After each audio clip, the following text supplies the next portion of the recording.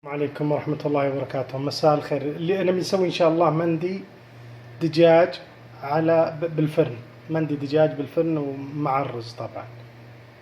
هذا الدجاج عندنا، وهذه تتبيلة الدجاج. حطيت مصفر الزعفران والمحمر، وحطيت لومي أسود، وحطيت ماء الورد، وحطيت زيت الزيتون، وحطيت ملح، وحطيت لا إله إلا الله كركم وفلفل أسود وفلفل أحمر، وبخلطهم إن شاء الله هنا بإذن الله.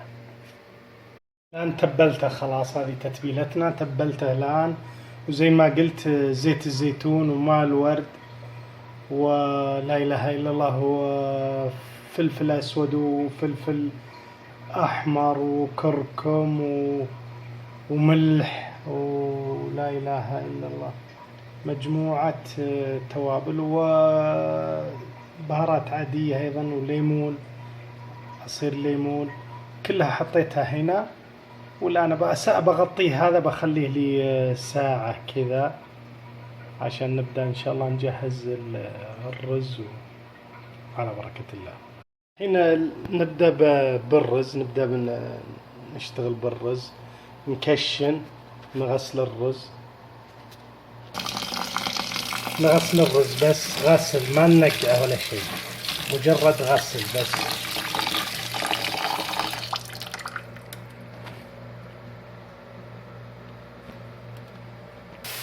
نحمس الرز، نحمس البصل الآن، نحمس وبعدين نحط فوقها الرز.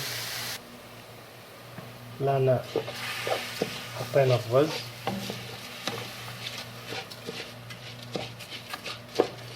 خلاص الحين نبي نكب الماء عليه، ونشوف وش نسوي. المويه ونكب ونحط عليه الملح والبهارات.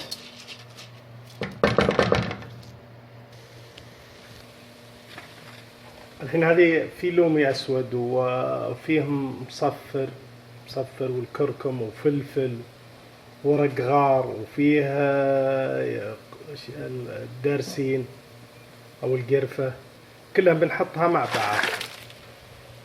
بسم الله. حبة فلفل، نضيف لها الماء.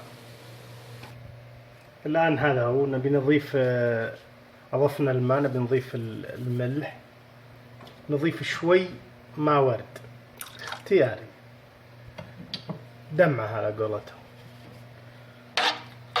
ونحركه ونذوق ملحته. وبعدين الآن يعني وزن الماء مناسب جدا. الآن إن شاء الله نبي نحط نقصدره ونحط الدجاج فوقه وندخله بالفرن نغطيه. أضفت لها شوي سمنة، والآن نبدأ نبي نقصدر. قبل نحط الدجاج نبي نخرمه، نخرم القصدير يعني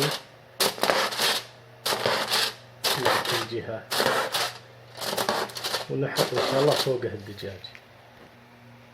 الحين الدجاج حطيته فوق هذا، أبى أحط القصدير فوقه وبعدين أدخله الفرن إن شاء الله بإذن الله. خلاص الآن غطيت الرز بالقصدير، وبعدين حطيت الدجاج فوقه بعد ما خرمت القصدير، وبعدين حطيت قصدير أيضا فوق الدجاج. الآن شغلت الفرن من فوق أيضا من الأسفل، شغلته من الأسفل، وبخليه يعني على أعلى شيء تقريبا نصف ساعة كذا، وبعدين أخليه على وسط كذا، خليه ساعة ونص بهالحدود تقريبا. بسم الله، يلا باي باي على بركة الله. الآن طلعته من الفرن بعد تقريبا ساعتين إلا ربع كذا تقريبا. بسم الله. هذا ما شاء الله ما شاء الله تبارك الله. هذا وضع الدجاج محمر وجاهز. الآن نبي نروح لل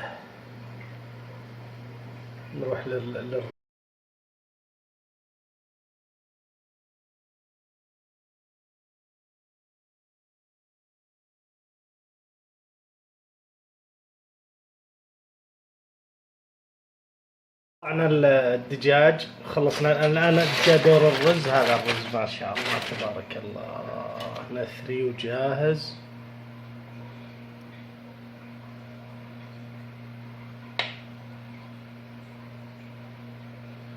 الآن ما شاء الله الرز